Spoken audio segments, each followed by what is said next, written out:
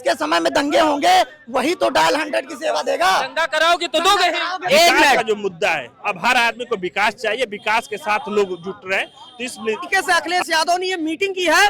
अखिलेश यादव को पूरा का पूरा किसान वोट देगा। देखते हैं एक लौंडियाबाद नेता है चंद्रशेखर रावण, जो खुद को दलितों का मसीहा बताता है। अभी दिल्ली में तरुण हत्याकांड हुआ, 20% वोट बैंक को साधने के लिए अखिलेश यादव ने गंगा की इफ्तार पार्टी को सही बता दिया। और शराब जो है वो कल्याणकारी नहीं, वो विनाशकारी है। शराब को बंद करना होगा, क्योंकि यूजीसी लाकर सवर्णों की उल्टी गिनती शुरू करने वाली भारतीय जनता पार्टी ने अपनी उल्टी गिनती की शुरुआत। नमस्कार, आप देख रहे हैं नेशनल अयोध्या। मैं स्वागत करता हूं चैनल पर। 2027 के चुनाव का आगाज यानी कि बिगुल बज चुका है कहीं ना कहीं, क्योंकि जिस नोएडा में जाते समय मुख्यमंत्री डरते थे, आज उसी नोएडा से पूर्व मुख्यमंत्री ने चुनाव का बिगुल फूका है। कहा जाता था कि जो मुख्यमंत्री उस जगह चला जाएगा उसकी सत्ता चली जाएगी, लेकिन इसका भ्रम तोड़ते हुए योगी आदित्यनाथ जी कई बार गए। लेकिन इस बार जो मुख्यमंत्री दादरी जाने से डरते थे, नोएडा जाने से डरते थे, आज अपने पार्टी के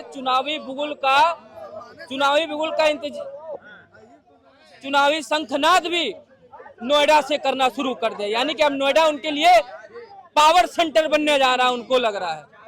इधर चंद्रशेखर रावण भी लखीमपुर खीरी से भी अभी बाराबंकी में किए थे, आज लखीमपुर खीरी में अपनी रैली का आगाज किए। लोग कह रहे हैं क्या बसपा का वोट काटने के लिए चंद्रशेखर रावण अपनी जनसभा कर रहे हैं। इससे नुकसान कहीं न कहीं बसपा का है, मायावती का है, दलित वोटरों पे है।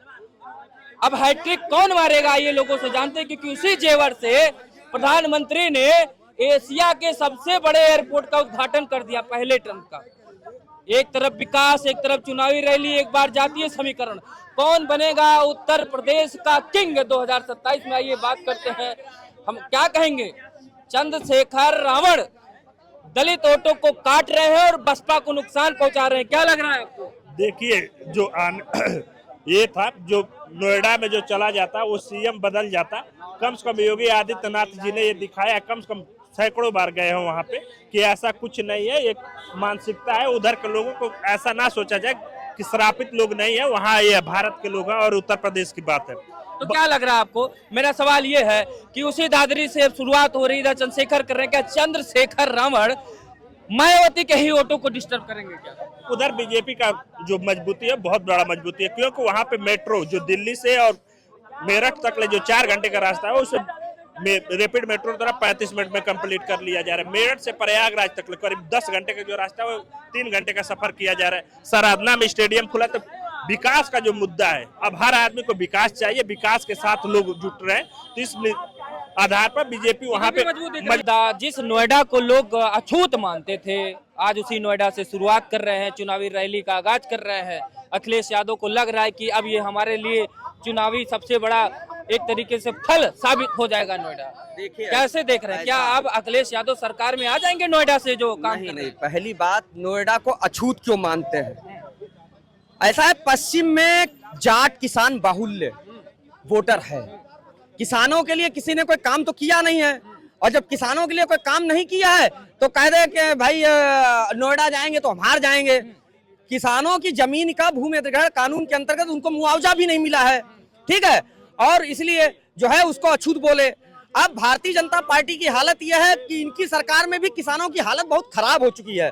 आप देखिए जिस तरीके से इजराइल ईरान का युद्ध चल रहा है और पेट्रोकेमिकल यानी यूरिया डीएपी आना मुश्किल हो रहा है, तो किसानों की हालत बहुत खराब है। और भारतीय जनता पार्टी जो है अपने इंफ्रास्ट्रक्चर जो उन्होंने रोड मैप उनका जो है, जो पुल है जो इन्होंने बनाए हैं, हाईवेज, उनके नाम पे ये अर्बन शहरी मतदाताओं की पार्टी है।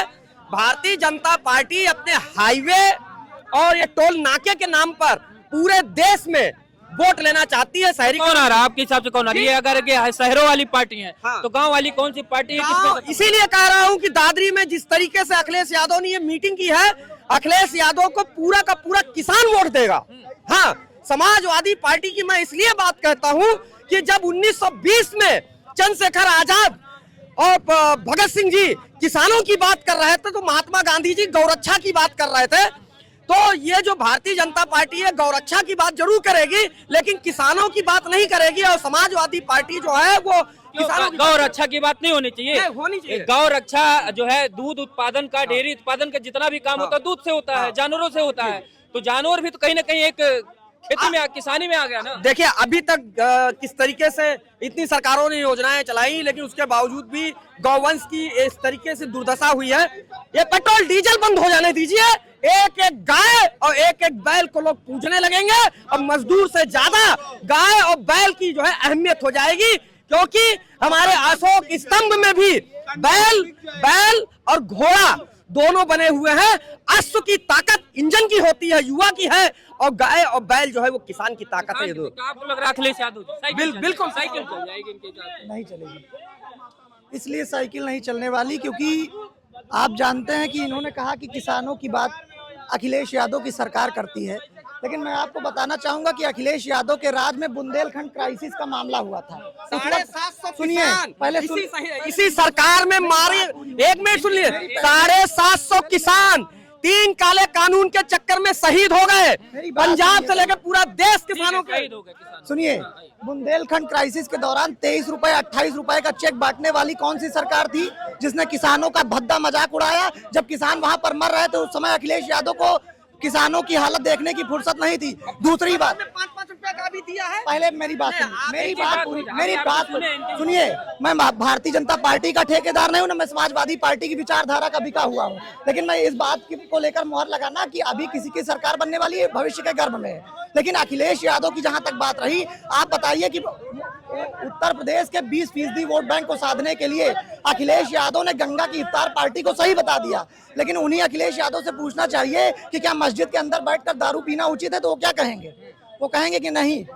तो उसी तरह जिस तरीके से लगातार अखिलेश यादव के वक्त में 900 से ज्यादा दंगे हुए, आप बताएंगे कि अखिलेश यादव ने एम्बुलेंस की सेवा दी, आप बताएंगे कि अखिलेश यादव ने डायल 100 की सेवा दी, लेकिन जिसके समय में दंगे होंगे वही तो डायल 100 की सेवा देगा। दंगा कराओगे तो दोगे। एक मिनट, बहुत अच्छी बात इन्होंने कही। अरे इन्हीं की बात पे मैं काउंटर क्वेश्चन का मैं इनके जवाब दे रहा हूँ। इन्होंने ये कहा कि शराब पीकर मस्जिद में, एक बात बताइए, ये शराब का जन्म कहाँ से हो गया भाई? हम तो ये पूछना चाहते हैं। एक मिनट सुन लीजिए, आप सुनिए, आप पहले। हाँ नहीं, शराब जो है अपराध की जननी है।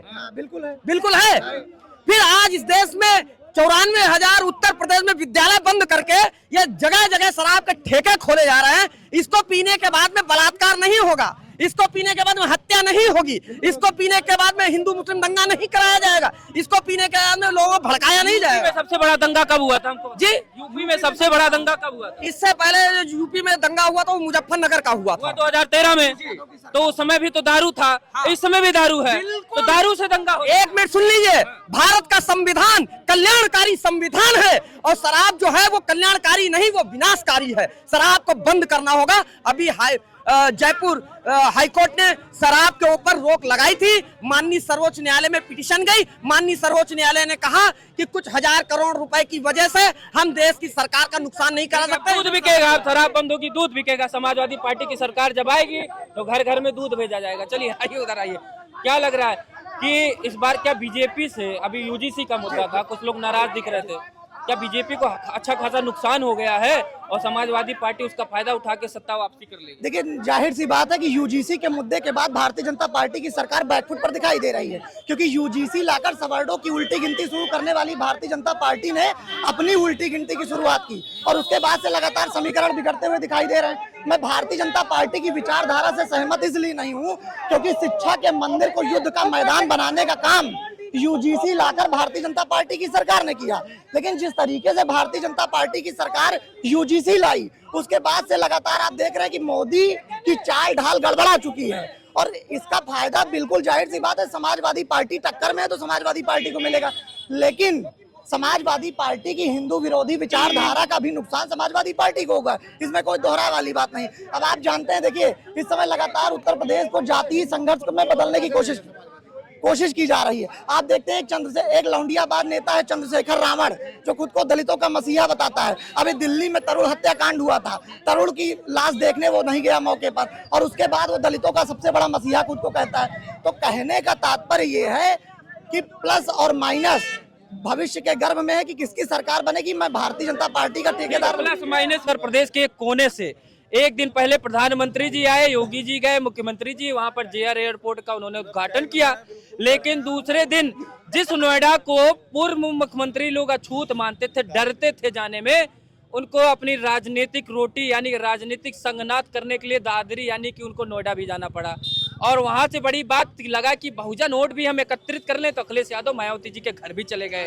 इधर चंद्रशेखर रावण भी अपनी रैलियां कर रहे हैं, बसपा भी कर रही, यानी कि पूरा उत्तर प्रदेश कहीं ना कहीं चुनावी मूड में आता हुआ दिखाई दे रहा है। बस कुछ दिन का इंतजार है, जिस दिन बंगाल का चुनाव खत्म हुआ उत्तर प्रदेश में इसी तरीके से रैलियां चलेगी और जनता ऐसे अपने अपने मन की बात निकालना शुरू करेगी। लेकिन बात ये एक बात भाई साहब की लगी, हमें तो सही में लगा कि सवर्ण नाराज है। कहाँ से आए भाई साहब आप? रायबरेली से। तो अब की बार बीजेपी की नैया तो डूबने वाली, लेकिन कह दिए सीना तान के नॉन रोटी खाएंगे, घास रोटी खाएंगे, लेकिन बीजेपी को जिताएंगे। देखते रहिए नेशनल अयोध्या। नमस्कार।